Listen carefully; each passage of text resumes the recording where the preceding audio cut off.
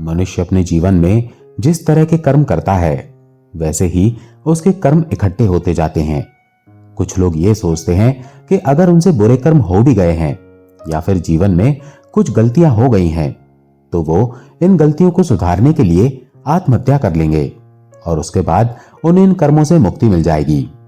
लेकिन ऐसे लोग ये नहीं जानते कि चाहे कुछ भी कर लो, कर्म का फल तो भोगना ही पड़ता है, क्योंकि कर्म अपने कर्ता का पीछा करता है और समय आने पर अच्छा या बुरा फल भी उसको मिलता है। आज की इस कहानी से हमें पता चलेगा कि मनुष्य को अपने पिछले जन्म का कर्ज भी चुकाना पड़ता है। अब देर ना करते हुए आज की कहानी शुरू करते हैं। प्राचीन समय की बात है। शहर से कुछ दूरी पर जंगल में एक आश्रम में एक महात्मा रहते थे। वो महात्मा बहुत ही पहुंचे हुए ज्ञानी महात्मा थे।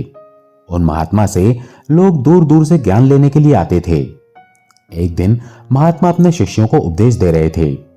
तभी एक शिष्य ने खड़े होकर महात्मा से पूछा, गुरुजी, मैं ये जानना चाहता हूं कि क्या मनुष्य को पिछले जन्म का कर्ज भी चुकाना पड़ता है और मृत्यु के बाद मनुष्य की आत्मा अपने साथ क्या क्या लेकर जाती है और वो सभी चीजें मनुष्य की मौत के बाद उसे कैसे प्रभावित करती हैं। तब महात्मा ने उसकी बात सुनकर कहा, बेटा, ये बात सच है कि मनुष्य को पिछले जन्म का कर्ज भी चुकाना पड़ता है और मृत्यु के बाद भी कुछ ऐसी चीजें होती हैं जो आत्मा के साथ ही रहती हैं और उनका प्रभाव मनुष्य के अगले जन्म पर भी पड़ता है। फिर महात्मा जी ने कहा, आज मैं तुमको इसी के बारे में एक कहानी सुनाता हूं।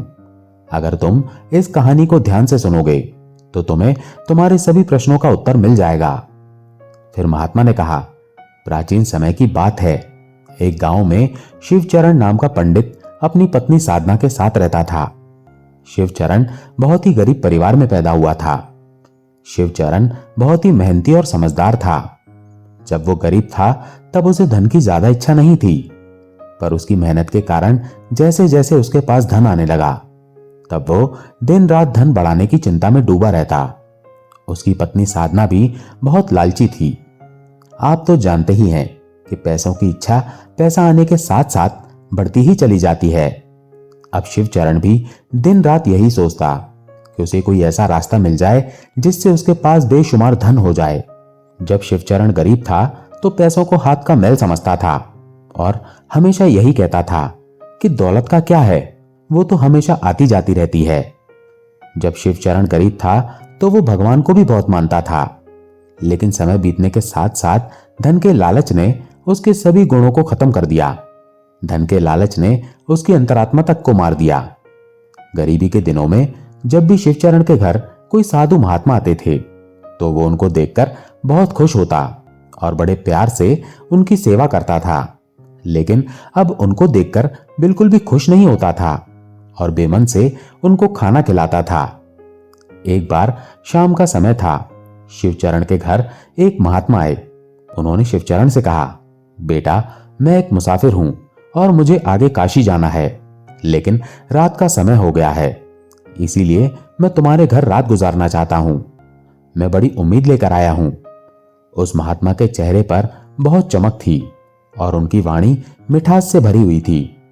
शिवचरण ने सुना तो उसने महात्मा को प्रणाम किया और बोला, बाबा, साधु संतों की सेवा करना तो मेरा फर्ज है।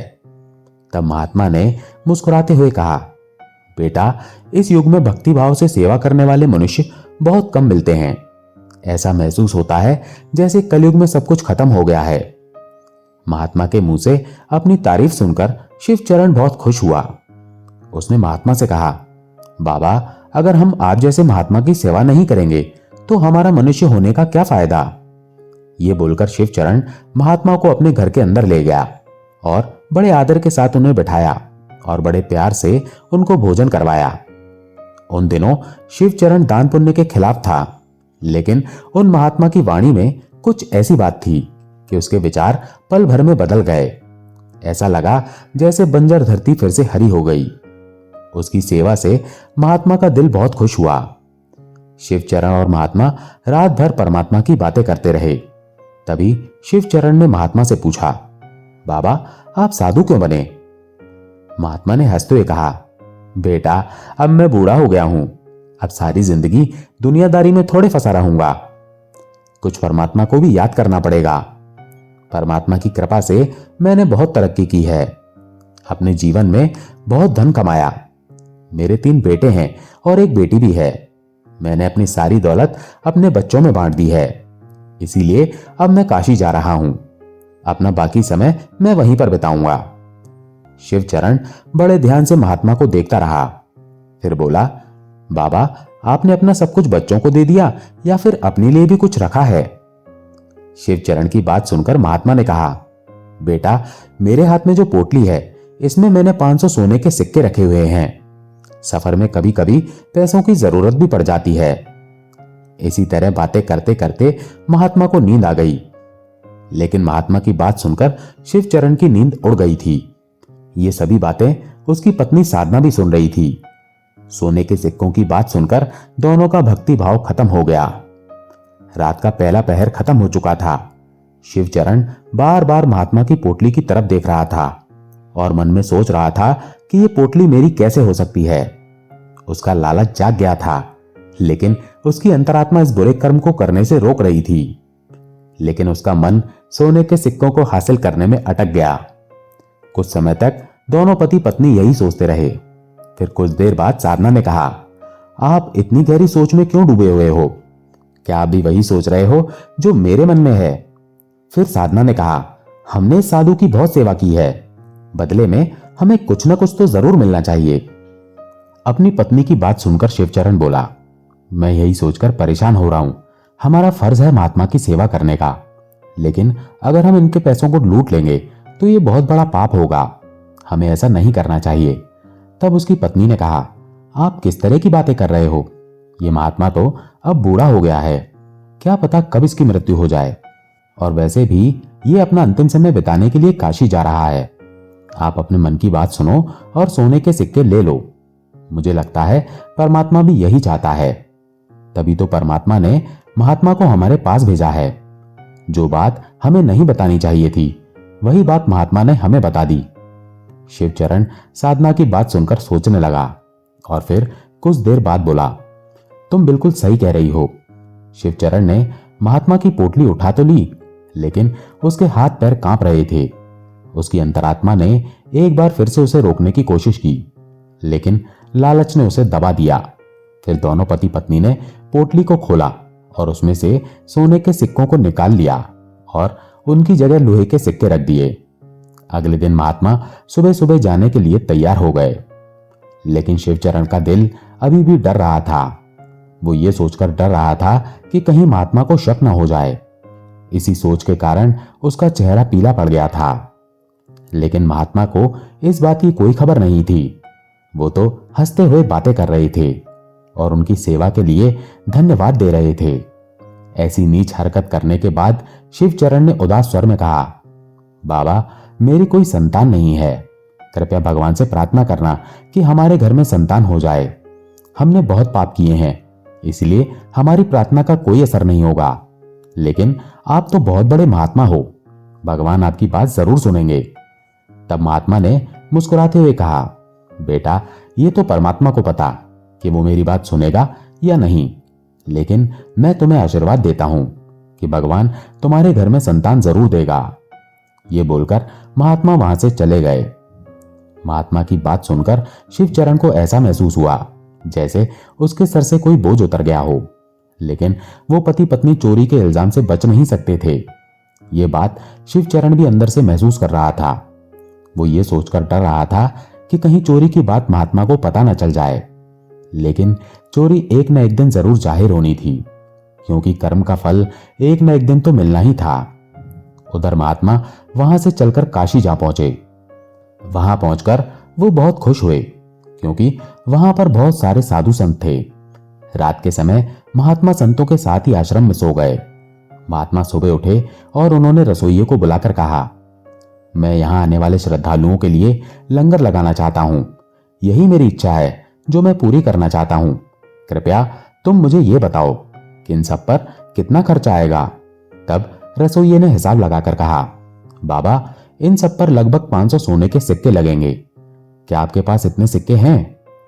महात्मा ने उसकी बात सुनकर कहा, ठीक है, तुम इस बात की चिंता मत करो, और कल के खाने के लिए सभी इंतजाम करो। ये कहकर महात्मा स्नान करने चले गए। अगले दिन महात्मा के कहने के अनुसार रसोइये ने सबके लिए खाने का इंतजाम किया। खाने के बाद महात्मा ने सबको कपड़े और अनाज भी दान में दिया। ये देखकर सभी लोग बहुत खुश हुए और बोले, महात्मा जी इतने गरीब होने के बाद भी कितने दयावान हैं। जिन लोगों के पास बहुत पैसा होता है वो सिर्फ दिखावे के लिए अपना धन लुटा देते हैं, लेकिन धर्म के कामों में एक पैसा भी खर्च नहीं करते। ये महात्मा एक नेक दिल इंसान है, जिन्होंने गरीबों को खाना खिलाना अपना धर्म समझा और धर्म के सामने पैसों को महत्व नहीं दिया। अपनी तारीफ सुनकर महात्मा बहुत खुश हुए। जब शाम का समय हुआ तब महात्मा ने अपने कमरे का दरवाजा बंद किया और पोटली को खोलकर देखा। जब महात्मा ने पोटली में लोहे के सिक्कों को देखा तो वो घबरा गए। उन्हें ऐसा लगा जैसे वो कोई भयानक सपना देख रहे हों। महात्मा को अपनी आंखों पर विश्वास नहीं हो रहा था। महात्मा ने बार बार अपनी आंखें बंद करके देखा, पर सिक्के लोहे के ही थे। महात्मा को थोड़ी देर में रसोइये से हिसाब करके उसे सोने के सिक्के देने थे। महात्मा घबरा गए और सोचने लगे कि अब क्या होगा। उनकी आंखों के आगे अंधेरा छा गया। वो हाथ जोड़कर भगवान से कहने लगे, हे भगवान मुझे माफ करना। महात्मा कांपते हुए खड़े हो गए। उनको अपनी बेइज्जती की सोच बेइज्जती से भी ज्यादा लग रही थी। महात्मा के अंदर अब अपना अपमान सहन करने की ताकत नहीं थी। वो कुछ समय तक सोचते रहे और फिर उन्होंने दरवाजा बंद कर लिया। दरवाजा बंद करते ही महात्मा को ऐसा महसूस हुआ जैसे उनकी उम्मीदों के दरवाजे भी बंद हो गए हैं। उन्हें बहुत ही निराशा महसूस हुई। महात्मा का चेहरा सफेद पड़ गया था। दिल की धड़कन तेज होने के कारण उनकी मृत्यु हो गई। जहां सुबह इतनी सुखमय थी, वहां किसी को नहीं पता था कि शाम इतनी दुख भरी होगी। कुछ ही समय के अंदर ये खबर चारों तरफ फैल गई। उसके बाद रसोइये ने ही महात्मा का अंतिम संस्कार किया और फिर भगवान का नाम लेकर अपने काम में लग गया। महात्मा तो चले गए, पर उनका आशीर्वाद अभी भी जीवित था, जो उन्होंने शिवचरण और उसकी पत्नी को दिया था। 1 वर्ष के बाद शिवचरण के घर बेटे का जन्म हुआ। इस मौके पर शिवचरण बहुत खुश हुआ। उसे ऐसा महसूस हुआ जैसे सारी दुनिया की दौलत उसे मिल गई हो। उसे ऐसा लगा जैसे उसके घर में रोशनी आ गई हो। घर में बेटे के जन्म के उपलक्ष्य में उसने पूरे गांव को खाना खिलाया। उस दिन शिवचरण ने दिल खोलकर धन खर्च किया और पैसों को पानी की तरह बहाया और अपने बेटे का नाम सुंदर रखा। सुंदर शुरू से ही समझदार और भगवान को मानने वाला था। वो इतना तेज था कि सारे गांव वाले उसे देखकर हैरान होते थे और हमेशा यही कहते थे कि ये अपने खानदान का नाम रोशन करेगा। शिवचरण ये सुनकर बहुत खुश होता था और इसी तरह से 7 साल बीत गए। सुंदर को पढ़ने के लिए आश्रम में भेजा गया। वहां भी सभी उसे बहुत प्यार करते थे। सुंदर पढ़ाई में बहुत तेज था। शिवचरण अपने बच्चे की तारीफ सुनकर बहुत खुश होता था और भगवान को इस बात के लिए धन्यवाद देता था।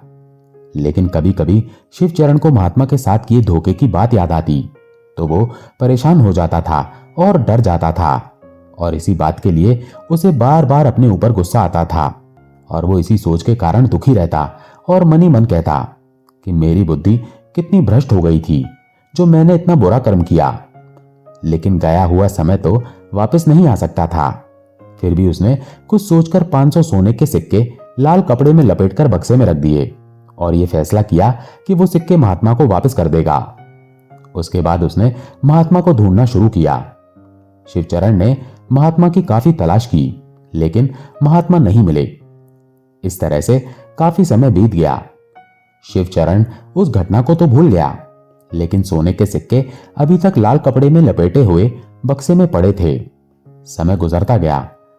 सुंदर अब 22 साल का हो गया था, लेकिन उसको एक खतरनाक बीमारी हो गई थी। सुंदर की बीमारी में काफी पैसा खर्च हो रहा था। फिर एक दिन शिवचरण अपनी पत्नी साधना और सुंदर को साथ लेकर काशी रवाना हो गया। वहां पहुंचकर वो एक आश्रम में रुके। वहां जाकर शिवचरण को पता लगा कि सुंदर का व्यवहार साधुओं की तरह हो रहा है। सुंदर अपना ज्यादातर समय साधुओं के साथ ही बिताता था और जब भी सुंदर को कोई दुखी या परेशान व्यक्ति नजर आता तो वो उसकी मदद जरूर करता। ये देखकर शिवचरण बहुत परेशान हो गया, लेकिन वो कुछ नहीं कर सकता था क्योंकि सुंदर उसका इकलौता बेटा था। उसका चेहरा देखकर शिवचरण का गुस्सा बिल्कुल शांत हो जाता था। शिवचरण बहुत सोचता था, लेकिन सुंदर के इस व्यवहार का कारण उसे समझ में नहीं आया। फिर एक दिन शाम के समय सुंदर अपने आश्रम में वापस आ रहा था। रास्ते में उसे एक बूढ़ा आदमी रोता हुआ मिला। सुंदर ने उससे पूछा, बाबा, आप रो क्यों रहे हो? तब उस बूढ़े आदमी ने कहा, बेटा, मुझे बताने में शर्म आ रही है, लेकिन अगर तुम फिर भी जानना चाहते हो तो सुनो। मैं आज आत्महत्या करने जा रहा हूं, क्योंकि मुझे बहुत नुकसान हुआ है और इस कारण मेरे सर के ऊपर काफी कर्जा चढ़ गया है। तब सुंदर ने उसकी बात सुनकर कहा, बाबा, ये तो छोटी सी बात है। सुंदर की बात सुनकर बूढ़े आदमी ने रोते हुए कहा, बेटा, मुझे अपना कर्ज चुकाना है। अगर मैं अपना कर्ज नहीं चुका सका तो मेरे पास आत्महत्या के अलावा कोई और चारा नहीं है। बूढ़े आदमी की बात सुनकर सुंदर थोड़ी देर चुप रहा। फिर सुंदर ने उससे पूछा, बाबा, आप मुझे बताओ, आपको कितने पैसों की जरूरत है?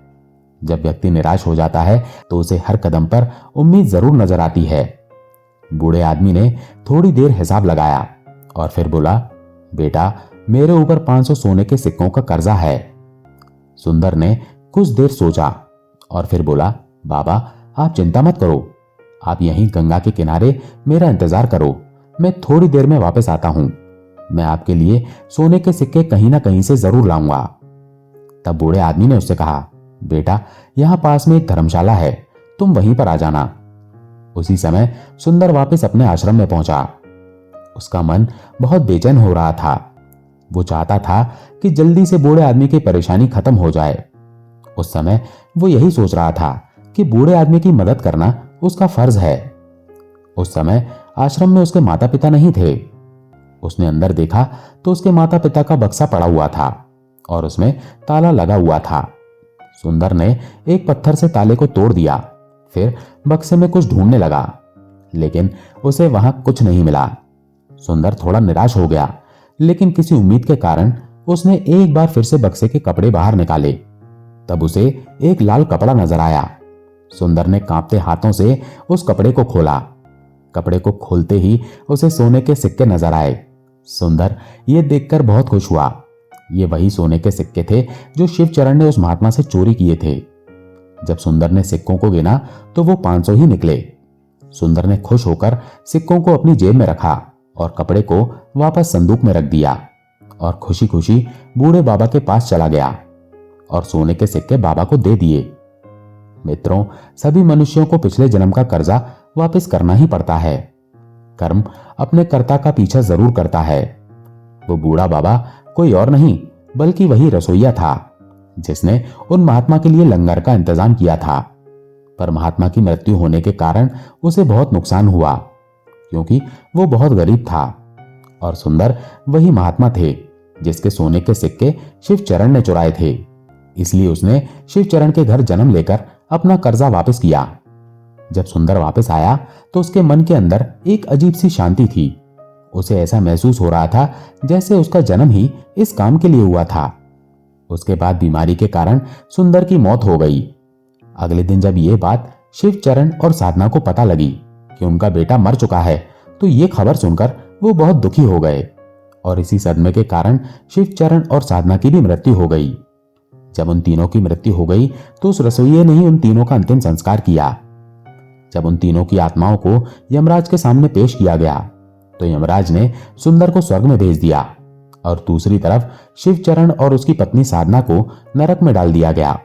और कुछ समय नरक भोगने के बाद उनको अपाहिज के रूप में धरती पर जन्म मिला। जो भी मनुष्य अपने जीवन में कर्ज नहीं चुकाता उसको कई जन्मों तक इसकी सजा भोगनी पड़ती है। इसलिए मनुष्य को अपना कर्ज जरूर चुकाना चाहिए। उसके बाद महात्मा ने अपने शिष्य से कहा, बेटा, तुम्हारे दूसरे प्रश्न के अनुसार मृत्यु के बाद भी 5 ऐसी चीजें हैं जो मनुष्य का साथ नहीं छोड़ती। जब मृत्यु के बाद आत्मा दूसरे शरीर में प्रवेश करती है तो आत्मा के साथ ही ये 5 चीजें दूसरे शरीर में प्रवेश कर जाती हैं। पहली चीज है कामना, जो मनुष्य की मृत्यु के बाद भी रहती है, और दूसरी है कर्म। मनुष्य अगर इस जन्म में अच्छे कर्म करता है तो अगले जन्म में भी मनुष्य को सुख और शांति मिलती है। और तीसरी है वासना। वासना भी कामना का एक रूप है। वासना एक ऐसी चीज है जिसका कोई अंत नहीं है। मृत्यु के समय में भी मनुष्य वासना से मुक्त नहीं हो सकता। इस सांसारिक सुख की चाहत, काम की इच्छा वासना कहलाती है। मन की शांति और परमात्मा की बंदगी ही एक ऐसी चीज है जो वासना से मुक्त कर सकती है। और चौथा है ज्ञान। बुद्धिमान मनुष्य हमेशा ही ज्ञानवान और विवेकशील होता है, जिसके कारण उसकी मुक्ति जल्दी होती है। और पांचवी चीज है कर्ज। कर्ज एक ऐसी चीज है जो मनुष्य की मृत्यु के बाद भी उसका पीछा नहीं छोड़ती। अगर किसी से कर्ज लिया है तो मृत्यु से पहले उसे जरूर चुका देना चाहिए। लिया हुआ कर्ज और दिया हुआ कर्ज जन्मों जन्मों तक मनुष्य के साथ ही रहता है। अगर कोई मनुष्य कर्ज लेकर मर जाता है तो उसे अपना कर्ज चुकाने के लिए दोबारा जन्म लेना पड़ता है, और साथ ही उसे इसकी सजा भी मिलती है। और इसके साथ अगले जन्म में मनुष्य को अपंग या अपाहिज बनकर धरती पर भेजा जाता है। तो इसका मतलब यह हुआ कि उस मनुष्य का अगला जन्म भी बहुत दुख भरा होता है और वो मनुष्य अपने जीवन में कभी कामयाब नहीं होता। दोस्तों, आपको ये कहानी कैसी लगी कमेंट करके जरूर बताएं। आपके कमेंट से मुझे और अच्छे वीडियो बनाने की प्रेरणा मिलती है। और साथ ही अगर ये वीडियो अच्छा लगा हो तो लाइक, शेयर और चैनल को सब्सक्राइब जरूर करें। धन्यवाद।